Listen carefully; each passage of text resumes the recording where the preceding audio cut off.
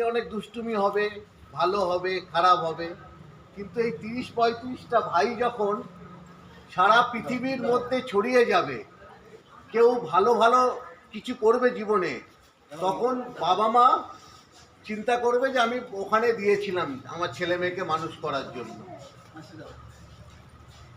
জীবনে সবাইকে, যখন শুধু প্রিন্সিপাল টিচার নয়, যে আমাদের এখানে ঝাড় দিচ্ছে, যে আমাদের খেতে দিচ্ছে, যে পরিষ্কার করছে পাতাটা, তাদের সবাইকে আমাদের ধন্যবাদ দিতে হয়, রাইট? এই অ্যাটিটিউডটা থাকতে হবে, ধন্যবাদ দেওয়া সবাইকে। আজকে এখানে আমি এসেছি জ্ঞান দেওয়ার জন্য নয়, আমিও তোমাদের মতো দুষ্টুমি করার থেকেই উঠে আসা ছেলে।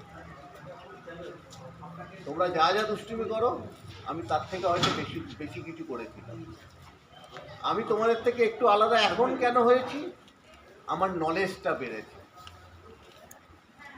তোমরাও সেই জিনিসটাই করো। আজকের এই যে মহারাজ, যে যারা আছেন আমাদের জীবনে প্রতিটা ক্ষেত্রে, সকালবেলা ভোরবেলা এখানে ঘন্টা পড়ে, তাই তো?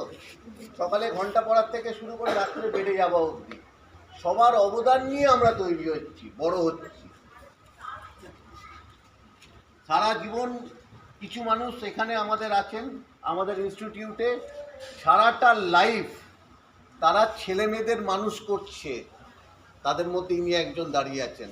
আমি নিজেকে গর্ব অনুভব করছি যখন আমি জানতে পেরেছি উনি এখানে আছেন। আমার এখানে আসার কারণটা মেনলি কিন্তু উনি, যে আমি যাবো মহারাজের সাথে দেখা করব।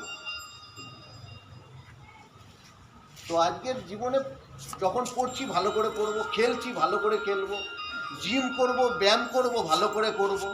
আমি ব্যারাকপুরে জিমটা আমি স্টার্ট করেছিলাম। ব্যারাকপুরে ফুটবল খেলা আজও স্বামী নিত্যরূপানন্দ মহারাজ, আমাদের টাইমে উনি পড়াশোনা করতেন, শুভঙ্কর দা, কেউ এলে এখনও জিজ্ঞেস করে নেবে, আমাকে আজও চেনেন খুব ভালো ফুটবলার হিসাবে। তো জীবনে এমন কিছু হতে হবে যে আজ থেকে 20 বছর পরে যে কজন আছো যেখানে যাবে সবাই এক নামে চিনবে।